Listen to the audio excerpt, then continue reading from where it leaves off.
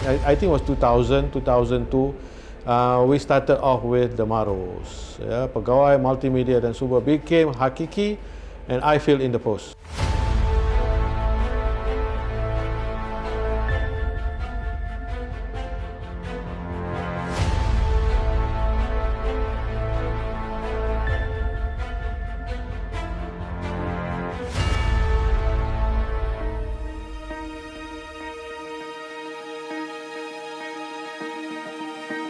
Sejarah tercipta apabila usaha yang tidak berbelah bahagi dan berterusan dalam perjuangan pendigitalan dalam pendidikan di Politeknik seterusnya dikembang maju di College Community.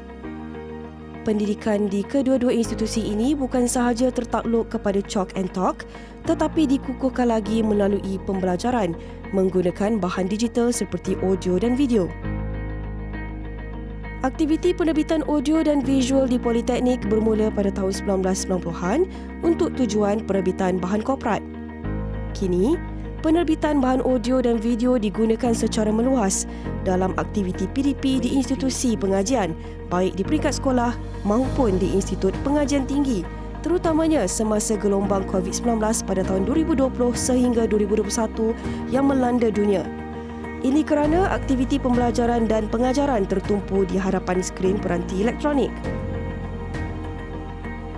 Dengan persediaan pendigitalan pendidikan yang ekstensif bermula sejak tahun 2000 lagi, Politeknik dan College Community mampu berlapang dada dan menerima perubahan fasa pandemik ini dan lebih bersedia dengan perubahan yang ada. Kaitan saya dengan e-learning ni di Politeknik ni sebagai pengasas sajalah yang memulakan projek yang berkaitan dengan AVA dan sehingga sekarang ni dia membangun sehinggalah ke peringkat pada hari ini. Saya ditugaskan untuk menjadi penyelaras kepada satu projek di bawah pinjaman Bank Dunia.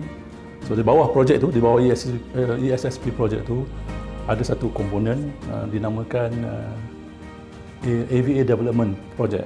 Itulah punca asal perkembangan MARO dan juga multimedia dan juga e-learning sampailah sekarang ni kan.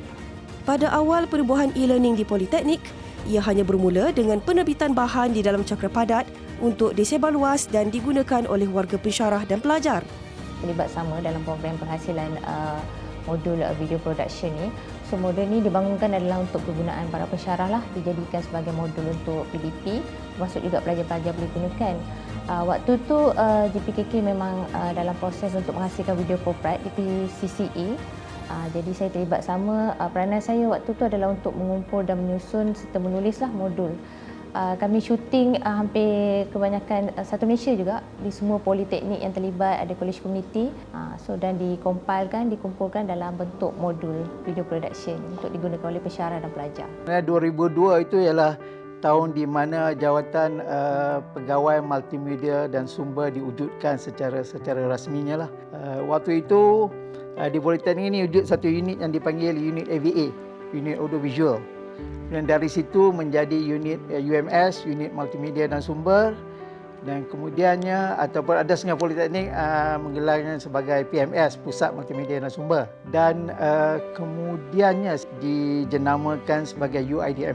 It is something that's interesting because pada masa itu saya rasa peranan MARO adalah lebih kepada make sure that cameraman angkat kamera, buat MCP and so on.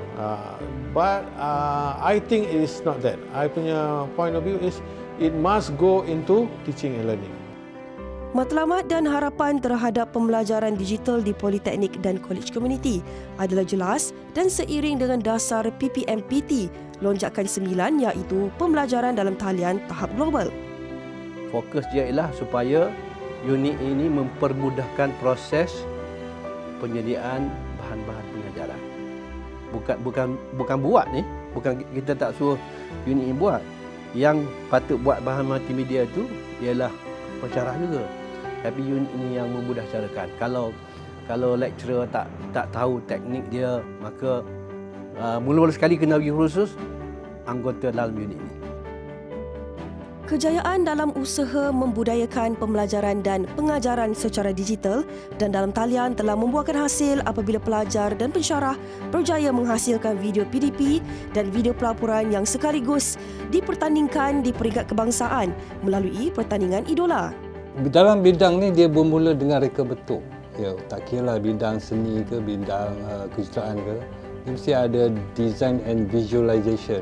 So benda-benda itulah yang memberi jiwa pada apa yang kita buat. Dan alhamdulillah dengan tim yang kita bentuk tu, kita berjayalah menghasilkan beberapa courseware yang diguna pakai di peringkat politeknik dan sekolah teknik, sekolah vocational. Dan alhamdulillah kita teruskan kesinambungan ataupun momentum lah untuk meneruskan penghasilan bahan-bahan tersebut. Kejayaan daripada pelaksanaan dan amalan pembelajaran secara digital dan dalam talian telah terbukti apabila seluruh dunia terpaksa berdepan dengan pandemik COVID-19 di mana segala aktiviti tertumpu di dalam rumah dengan penggunaan teknologi komunikasi. You want to go something new, you have to make sure there is a mass, critical mass yang follow you.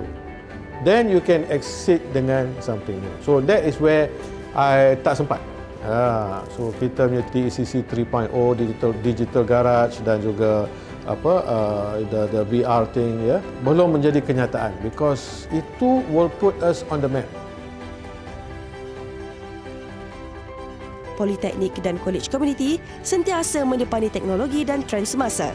Syabas diucapkan kepada semua.